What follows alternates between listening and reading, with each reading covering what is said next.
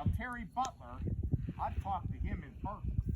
Terry Butler, he's working over there in the scrapyard. He's been here before. Big guy. He's pulling a radiator out of one of those cars. He has the hood up. He's pulling that radiator out, and he hears something really loud. It's going to be this plane, the same plane that flew over Ligonier Valley. So he looks over his shoulder, and there's the plane. The little boys and girls at Ligonier Valley didn't say this, but this is what he said. He said the plane was low, but it was in distress. He said the plane was doing this. The wings were banking. Like this.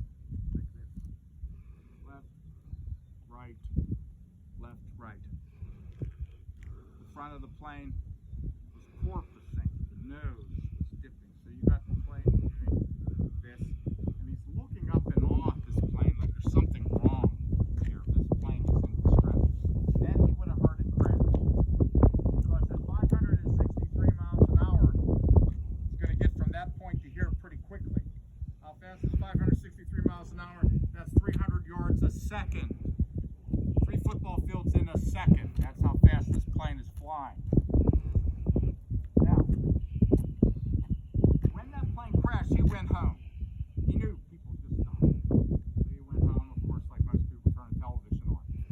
People deal with grief in many ways. He still works over there. He comes over here and talks to us. Big guy. On his arms, to remember the passengers and crew of Flight 93, he has tattooed every name on his arms. Every name of every passenger to remember on his arms. So once it flew over his head, up in the parking lot where you guys were earlier today, where your bus dropped you off, there was a little scrapyard there. I remember these Pepsi Cola vending machines stacked on end. You know, the logo, the red, white, and blue. I remember those logos stacked on end.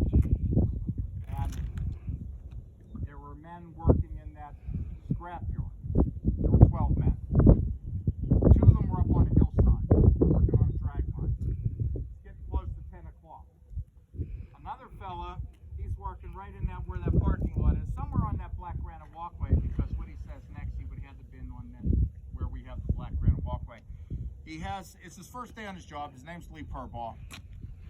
He has a welder's mask on. You know what that is, right? And he has a blowtorch. And he's cutting into the metal. There's 2 fellows on the opposite hillside. They take a little break from their job and they turn the radio on. When they turn the radio on, guess what they find out? They find out that there's terrorists flying planes into buildings. World Trade Center's hit, North Tower, South Tower, Pentagon is hit. And they're like in awe, like that this is happening. Right when they find out this, according to Roger Sarver, the eyewitness, he said as soon as he and this other fellow found out that planes were flying into buildings, they saw a plane coming. That same plane that just flew over Ligonier Valley, that same plane that just flew over Terry Butler. But now the plane, according to Roger Sarver, is not doing this now. It's not doing this. It's upside down.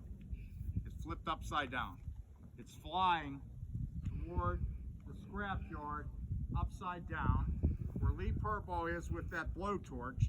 And these guys are watching it come in, and they said it was so low they thought it was going to crash right into that scrapyard and kill all the men working there. Well, Lee Purbaugh, he's concentrating on cutting into that metal, and he hears the sound. So he flips his mask up, and he looks up in the sky, and he said the plane is right above his head. Right above his head. So that means he would have to have been on this flight test somewhere. It's right above his head. He said it was so low to the ground that when he looked up in the sky, he could see the reflection of the ground below like a mirror as it flew over his head. Then he goes on to say that the plane was 30, 40, 50 feet above his head. That puts the height of that wall up there. Now, what plane is that low? You're going to see faces in the window, right? And I had a volunteer one day. He says, "Oh, you tell that story of Lee Purbaugh. Yes, he saw a plane fly over his head upside down, and he could look and see the reflection of the ground below in the painted body of a plane. First of all, they're not painted, it's like a baked enamel. And second of all, the plane doesn't have to be chrome in color, silver in color, before you see a reflection. It's a sunny day. I guarantee right now, if we were up in the parking lot, we could walk up to any car in that parking lot and you'd see a reflection. White, red, black, whatever. I do that as an example. If I'm up there and say, let's go over here. See this car right here? I can see a reflection. Doesn't matter what color the plane is. It's a sunny day. It's shiny. And that's what he said. Is it a fact that the plane was 30, 40, 50 feet above his head? Is it a fact that he could see the reflection of the ground below like a mirror? No, but it's a fact that he said it. And you can decide. You can believe it or not. But you start putting these eyewitnesses accounts together, from Roger Sarver to Lee Purbaugh to Terry Butler to the boys and girls at Lake and Near Valley. Are they all wrong? Or are they all right? I don't know. You decide. But that plane, when it flew over Lee Purbaugh's head, right in line with that overlook up there, in line with this white wall, would hit in front of that boulder. Now you know what's on the other side of those trees?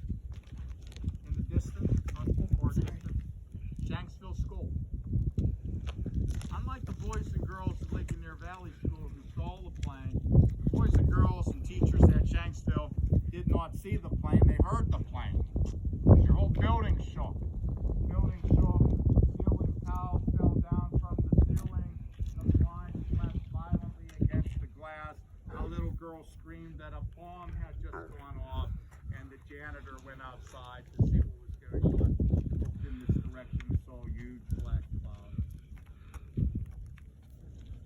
The plane would have stayed in the sky a few more seconds.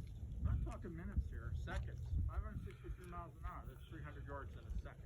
Seconds! Could have hit that school. Could have. This is the only plane that day did not kill people on the ground. The other planes did, because they hit their targets. This plane did not kill anyone on the ground. And if you walk away from here today only learning one thing, it should be that the passengers and crew of Flight 93 got up out of their seats and were fighting with the terrorists, right? Probably already knew that.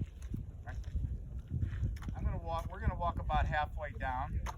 I'm gonna tell you in great detail what happened on that plane and who's fighting with the terrorists. But before we do that, pay honor to the past